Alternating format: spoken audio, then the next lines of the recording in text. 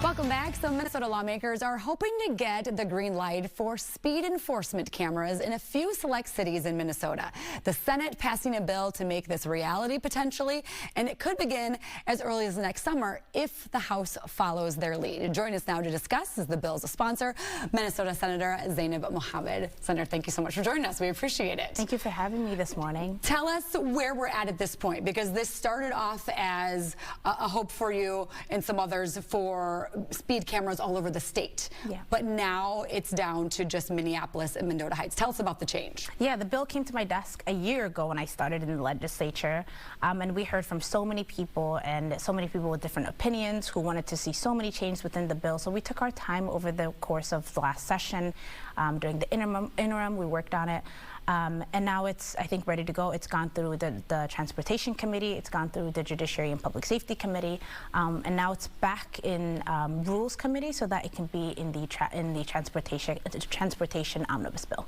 And tell us with the latest, if it goes into Minneapolis and Minnesota Heights specifically, where exactly are we talking within those cities? Yeah, high crash zones near schools, and it will be also in work zones, so that we can get a data on the places that have the highest traffic in our city, and why those are happening.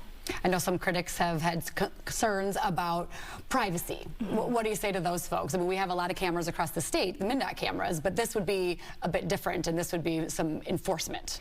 Yeah, this was one of the reasons why I took my time over last session, because a lot of people wanted to make sure that surveillance wasn't a big part of this. They were afraid of that. And we took our time and we talked to organizations like ACLU. We had so many community engagements over the interim, and that's why it's now scaled to a 4-year pilot program. And it only takes a picture of the person's back license plate when they're driving over the limit.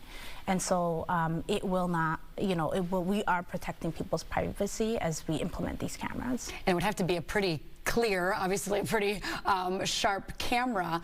We know that Minneapolis especially, but also Minnesota Heights, there's been so many reports and statistics going up of cars getting stolen and these cars speeding through the city.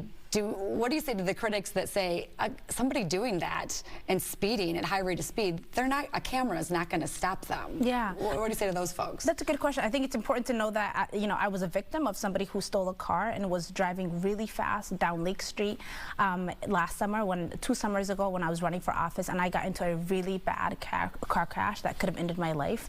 The goal of this bill is meant to change behavior, because there are regular people who own their own cars who are speeding above the speed limit near schools where kids are walking across the road, near areas where there are large community gatherings. And so we want to make sure that it's a change of behavior for everybody.